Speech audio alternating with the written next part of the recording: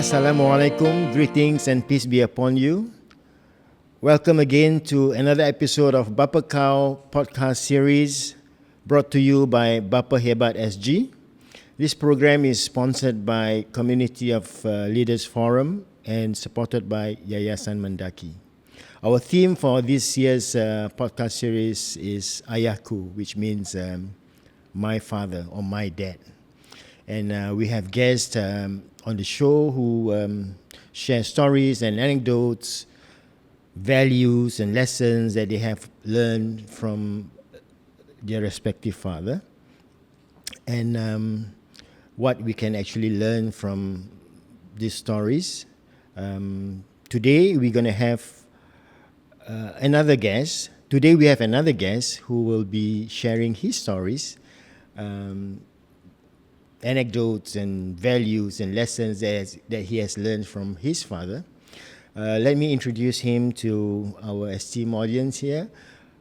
Our guest for today is Ustaz Muhammad Firdaus bin Sulaiman, who is the Assistant Head Religious Advancement of the Religious and Community Division, Masjid Darul Makmur Mosque in Singapore. Welcome to the show, Ustaz. Assalamualaikum. Waalaikumsalam warahmatullahi ta'ala wabarakatuh. I'm happy to be here. Okay, now let's focus on your father now, Yes, because sure. the objective here is to honor Correct. a great dad, an awesome dad, BapaHebat, right? Correct. Today we're going to honor him, InsyaAllah. Mr. Sulaiman. What is his full name, by the way? Sulaiman bin Abdul Rahman. Rahman, yeah? Yeah. Okay, Mr. Abdul Sulaiman bin Abdul Rahman. Okay, today we're going to honor you, Mr. Sulaiman bin Abdul Rahman, with the story from your son, Ustaz Firdaus. We're going to honor you with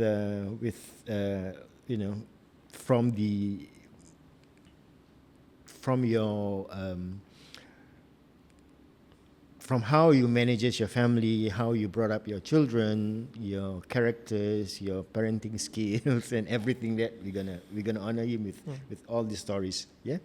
Now, okay, can you tell us one thing about your father that that you find a little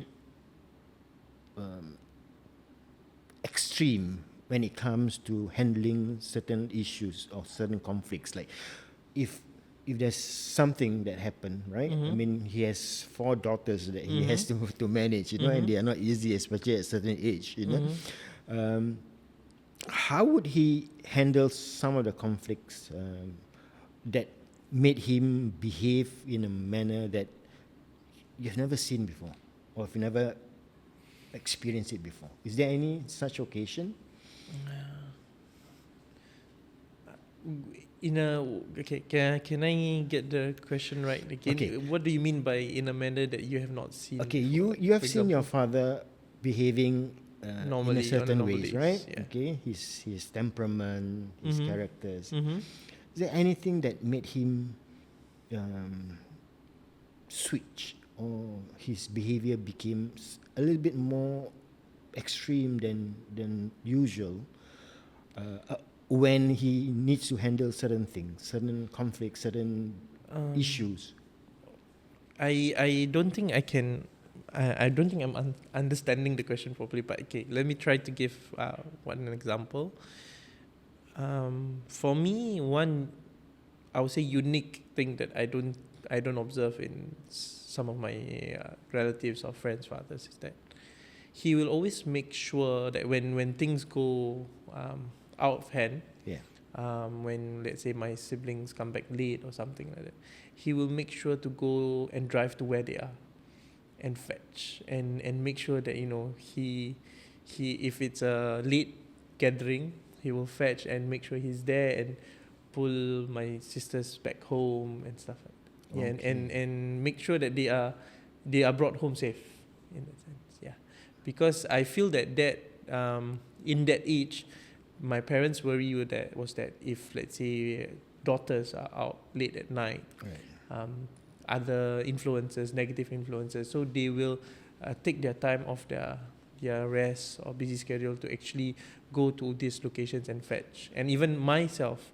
when I was in RI or NTU, when we had gatherings in chalets and stuff like that, he would come down at 11 and at 11 plus 12, even past midnight, just to fetch me and my friends. Then we would all tumpang or get in the car and go back to Yishun. And it was surprising to me because we are young. We are spending time in a gathering that is not so favorable in the eyes of our parents. Of course, I'm not saying there's nothing illegal. There are Muslim friends, non-Muslim friends, but it felt that they just want to make sure that I'm there for you. I want to make sure that I'm still observing you. You're not out of my purview. You're not out of my sight, and I'll bring you home. And it's okay if I also help your friends along the way. Right. So that's what I feel is a little bit on the extreme end, but it's a good extreme. Despite the fact that he may be tired from despite the fact that he's maybe tired, he will always do that because I think he himself grew up with an absent father, because his father passed away when he was 15. Okay. So he had to take care of the family. So I think that drove him to be present for his children. He tries his best. I always hear stories from my mother that he used to work 3 jobs just to feed a family of 5. He is a O-level graduate, so life wasn't very easy, but he made it, I would say. Alhamdulillah. Wonderful. Yeah. Now, what are the uniqueness in his parenting style, in his temperament, in his character that you noticed, maybe not then, now, on hindsight, you look back and you say, oh, this is what makes him a good father, this is what makes him different. There's something that even my wife finds it hard to understand, but I am appreciative of it. Well, firstly, he will make sure that he doesn't work on weekends. Okay. Even though he has 2 or 3 jobs in the weekday, he makes sure that weekends are for family. So he makes sure that whenever he has opportunity, because I informed you that after some time he went into food business with my mother, they had opportunities to open up a store throughout the weekend. They chose not to, because they want to make sure that the children are not neglected. So that's one thing. Second is that he will always, whenever my siblings have, growing up, teenager issues, right, school issues, they will often talk until 1 a.m., 3 a.m.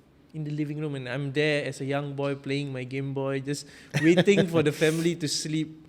But they will talk it out as though all are adults in that sense. So he really puts himself as someone who wants to be involved and give advice to his daughters and continue on to me when I grew up.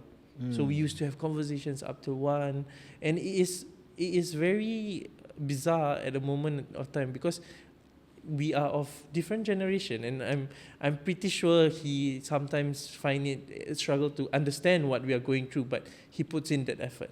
So I think that kind of parenting makes me appreciate that, despite the fact that he may not be in my circle of friends or my situation, he involves himself in a way that, I am here to help, I'm here to give you opinions, I'm here to make sure you don't make mistakes or the mistakes that I did, and he keeps on emphasizing on that. So whenever I'm the type of person who likes to learn through experience, so I keep on telling him that, let me go through this and we'll see what happens. But he said, no, why do I want to allow you to step into a pit hole? Yeah. When I already know it's really When I there. already know it's a pit hole. Yeah. So he will say, I would have sheltered you from it. Yeah. Bapa takkan nak you jatuh, that kind of thing. So I feel that for me, experience is the best teacher. So we have different approach. Yes. But he is very insistent and supportive in that sense. So while I at times find that a little bit not frustrating, but when you are having conflicting ideas, in hindsight, after some time, I find that that is something that allows me to progress Right. further by not dropping into these pit holes or falling into these pit holes. Yeah. I hope that answered your question, son. Is he a father who stresses a lot or put a lot of importance on education? Yes. We know you went to RI and NTU and Islamic universities in Medina. What about your sisters? Was he emphasizing on education also? He was. He made sure that we are all at least to a tertiary level. So all of my sisters are minimally diploma graduates. Yeah. So he emphasized that for his family. I think seeing me, he felt that he felt that even an Islamic degree is considered still a degree. You know, it is a degree. It is a degree. It is a degree. Yeah. So he ensured that education is really important. He helped most of his children, including myself, up till PSLE. After PSLE, he would tell me that I am not so confident about the curriculum. Go take tuition. He will send me to tuition. He will work harder, take on more jobs just to ensure that there are people qualified to teach his children. Yeah. So in the primary school years, he will be there to guide and to teach and to tutor. Yes. Especially during exam periods, he will make sure he set me down on the dining table. All his children, he did that for all his children. Yes. I suppose he did that, especially nearing the exams. Right. He's very concerned, especially nearing the exams. And then he'll be like, let's spot the question. that trick. Yeah, we do that, right? Yeah. So at first I thought like, oh, is that that's not so hardworking, but it works. Sometimes, when you study the past year exams and you get the questions and like, oh yeah, it works. They always ask these kind of questions and it helped. Yeah, so Alhamdulillah, I mean, for me, when he puts in that effort, I felt like he's involved, and after years then I felt like he's involved. He doesn't leave education just to be in school. And when, like what I said, when on certain things that he couldn't educate, for example, religious knowledge, the fiqh, the seerah and everything, he will send me to weekend classes, made sure I was sent and fetched. So he made sure that if he wants something for his child, he will make sure it is not difficult for the child to go through it. Right. Yeah. He make it easy for you. Yes, he will go the length to make it easy. Because he wants it, but he knows that if he were to force it, it will be, either the child will grumble and then I don't want to do this. So he makes it easy by sending, fetching, and making sure that I feel like the weekend madrasah is it's just 1 hour and a half. It doesn't consist of the travelling time because it was easy and things like that. Sounds like a very intelligent man, huh? Yeah, strategic. He knows the family psychology of how to work around things, right? Well, what makes you think he was able to adapt to these changes? Earlier you mentioned that his own father passed on at when he was 15, right? So basically he grew up, without a father figure from a relatively young age. But what do you think made him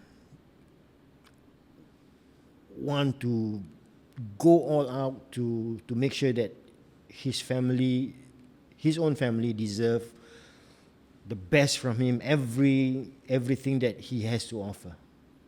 Is it because his own family upbringing is like that, although without a father figure? But is it because or because through experience, through life, or through his own hardships? I think ultimately it's his love towards his family, and I know he's not the type who shares, who is emotionally vulnerable when he's in front of me. He's very strong. But as he aged, because I'm the youngest, so I'm closest to him, I get to see moments whereby he kind of like, tear and cry and dua to Allah subhanahu wa ta'ala. And those moments shows that his love for the family, his love for his children, his wife, is the thing that put him, how would I put it? Like, he will tell himself, like, it's okay if I were to do it a little bit extra hard this time, just so that I know that I gave my best. Yeah, in that sense. Those are his sacrifices, pengorbanan seorang ayah that Yes. transcends Yes. anything. And everything. And when I was younger, we always take it for granted in the sense that we thought that it is a duty. But when what opened my eyes was when I was volunteering in Raffles, in Interact Club, when I was volunteering at Jamia Children's Home. And then you get to see the struggles of other families. And then you get to appreciate what you have in your own family. So when I looked at that and I really thank him, and he used to say this to me, I know you don't like me to nag. Or Bapa tahu kau tak suka Bapa cakap macam gini.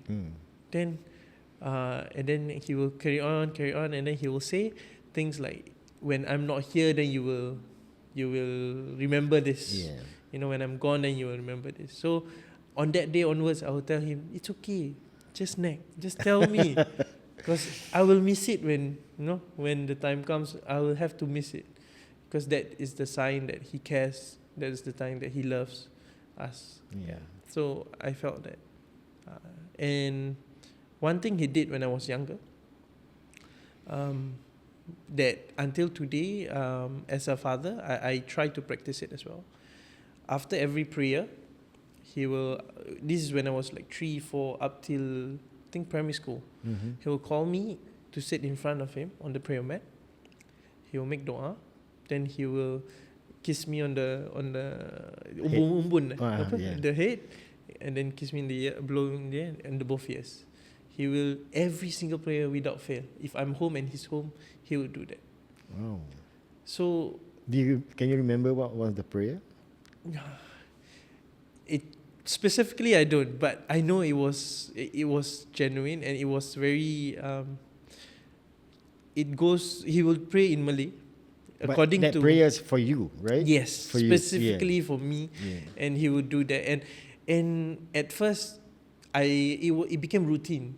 So when I was young, as I grew up, it became routine. Every time lepas solat, go in front of him, sit on his lap, then he will doa, and then specifically for me, and then he will kiss my forehead, blow into my ears.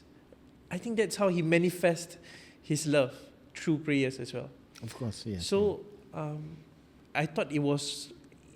As a child, you don't know what the meaning of it.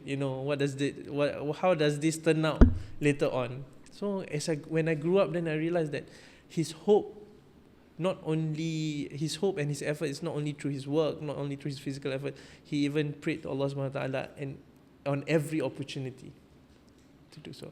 And up till this day, because we stay together, I do hear him pray for me and my family every time he do tahajjud and everything. So I feel that the actions that he do that goes unnoticed are those things that I appreciate as I grew up as a father myself. Yeah. He should be in his late 60s now, right? Yes. And alhamdulillah, is he healthy and Alhamdulillah, a normal, I would say, aging ailments. Right. Yeah, but nothing, alhamdulillah, nothing of worry that much. I wouldn't say he's a fit father, but as you know, our community has a very fond, how would say, liking to food. So that one he has to be pantang sikit lah. I see. But I think but anyway, he has been in the food business for very long. So yes. Yeah. So he knows how to handle himself. Alhamdulillah. So when you carry out your duties, your work at Masjid Darul Ma'mur, he would go there and he would link up with you at the mosque or get himself involved in some volunteering work. No, for Masjid Al-Mamul, no. But he he does volunteer in other mosques as well. Okay. But because I did mention that to my parents that sometimes I don't mix work and family. I see. Okay. Yeah, but he does come down for my events. He supports them. He will come down with my mother and my wife and child. Alhamdulillah, yeah. All right. We have a few more questions. Yeah, sure. I need to check these notes.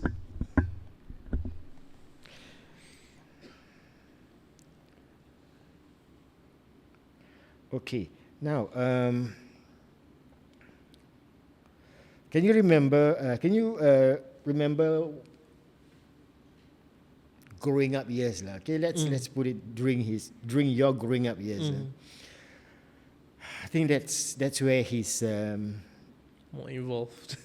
task and duties and responsibilities were more, compact.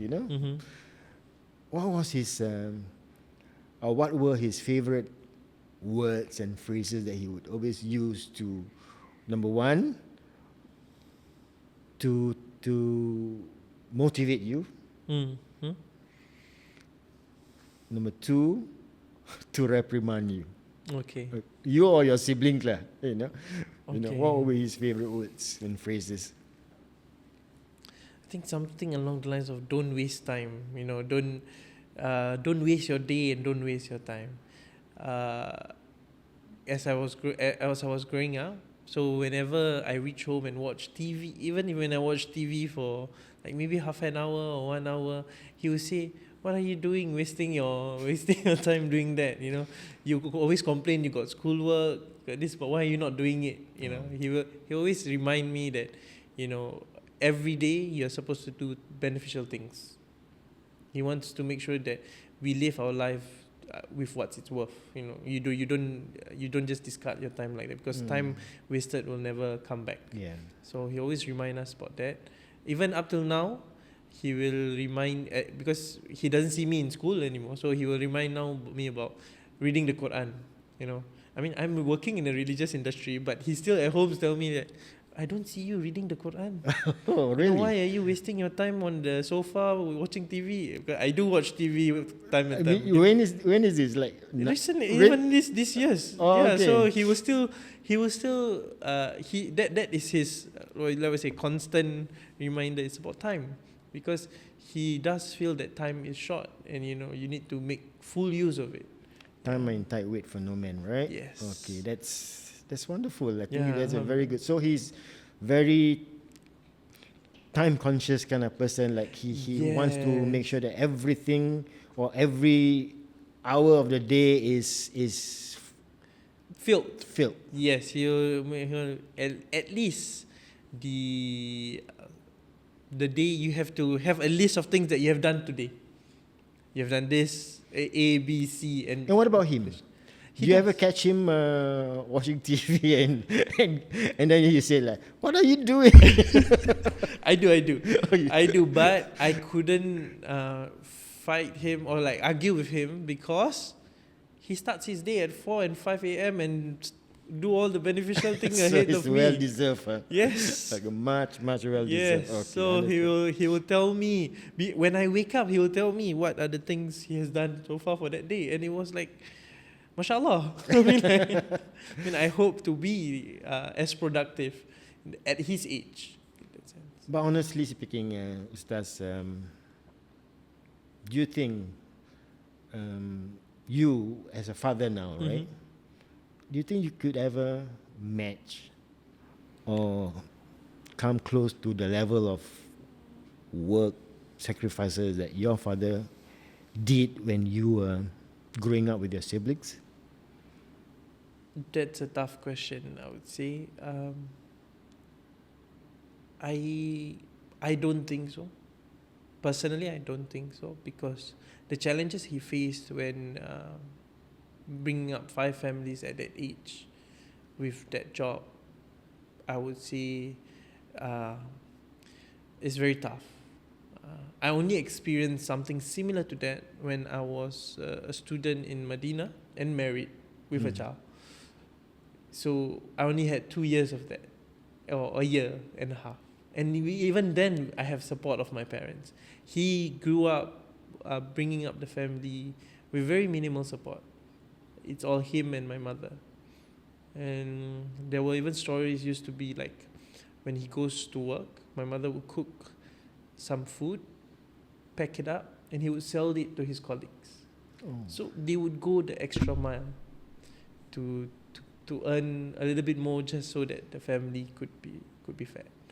So those kind of sacrifices, I think, requires certain situation to push you to that. And Alhamdulillah, my siblings and I were fortunate enough that because of his sacrifice, we don't have to go through that. He covered all the pit holes already, yep. Yes. We are now facing a different kind of pit hole, but those pit holes that he covered helped us to progress to where we are today. Right.